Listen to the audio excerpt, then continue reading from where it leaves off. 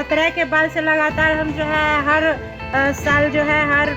साल मतलब पदाधिकारी को जो आवेदन देते हैं, लेकिन इस पर किसी भी तरह का सुनवाई नहीं की जाती है। 2007 में जो बनलो रहे, बच्चा के वहाँ पर भेजे रहे, गार्जियन सुनी पूरा मतलब जैसे दिक्कत में पड़ गया कि कब दीवार गिरी जेतन, कब बाउंड्री वाल गिरी जेतन।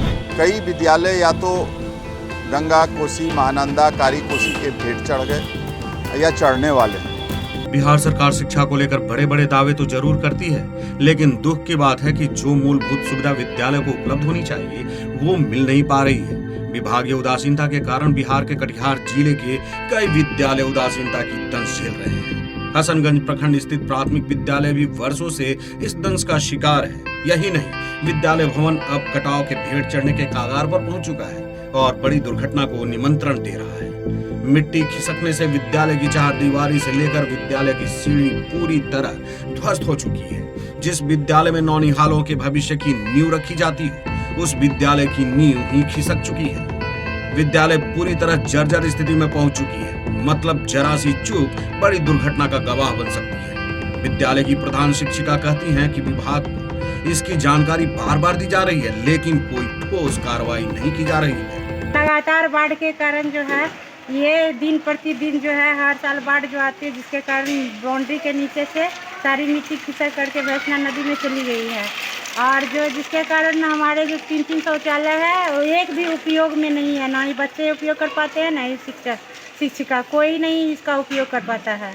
जिसके कारण हम लोगों का जो है मतलब शौचालय का बहुत सारे समस्याओं का सामना करना पड़ता है। और जो है 2017 के बाद से लगातार हम जो है हर साल मतलब पदाधिकारी को जो आवेदन देते हैं, लेकिन इस पर किसी भी तरह का सुनवाई नहीं की जाती है। वहीं विद्यालय प्रबंधन के द्वारा कई बार विभागीय अधिकारी व स्थानीय जनप्रतिनिधियों को लिखित और मौखिक सूचना दी गई, लेकिन जनप्रतिनिधि से लेकर संबंधित पदाधिकारियों की कुंभकर्णी नींद खुल नहीं रही है। बच्चे और शिक्षक भय के साए में पठन पाठन करने को विवश है। अभिभावक कहते हैं कि विद्यालय की जर्जर स्थिति को देखने के बाद बच्चों को विद्यालय भेजने में भी अब डर लगता है।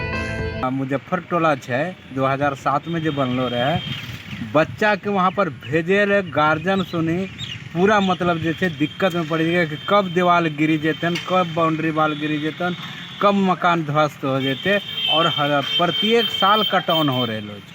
बता दें कि प्राथमिक विद्यालय मुजफ्फर टोला का ये विद्यालय भवन कभी भी भसना नदी में समा सकता है। 2017 की प्रलयंकारी बाढ़ में नदी में बने गार्ड वाल के टूटने से विद्यालय की चारदीवारी के नीचे की मिट्टी भसना नदी में समा गई, लेकिन किसी भी शिक्षा अधिकारी ने इसकी सूध नहीं ली। आलम यह है कि पिछले कई वर्षों से बरसात के मौसम में मिट्टी खिसकती ही जा रही है। यहाँ तक कि शौचालय के नाम पर गड्ढा बचा हुआ है। राजद के पूर्व विधायक नीरज यादव ने कहा कि ये जिला उप मुख्यमंत्री तारकिशोर प्रसाद का गृह जिला है, लेकिन सरकार की उदासीनता दुर्भाग्यपूर्ण है। कई विद्यालय या तो गंगा कोसी, महानंदा, कारी कोसी के भेंट चढ़ गए या चढ़ने वाले हैं। हम तो जिला प्रशासन से कहेंगे कि बिना देर किए आप सभी ऐसे विद्यालयों को चिन्हित करवाइए और या तो कटाव निरोधक काम करिए या नए भवनों का निर्माण करिए।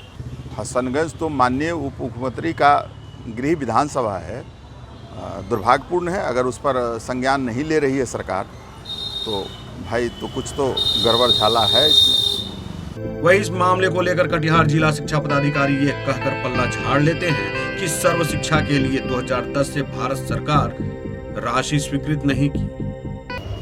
बजट में हम लोग सर्व शिक्षा अभियान का जो बजट बनता है उसमें हम लोग जीर्णोद्धार का लिए, स्कूल के जीर्णोद्धार के लिए बजट में डालते हैं प्रोविजन कुछ वर्षों से, लेकिन भारत सरकार द्वारा स्वीकृत नहीं होता है। इस वर्ष भी हमने 33 विद्यालयों के लिए डाला है। देखिए बजट में स्वीकृत हो क्या आता है।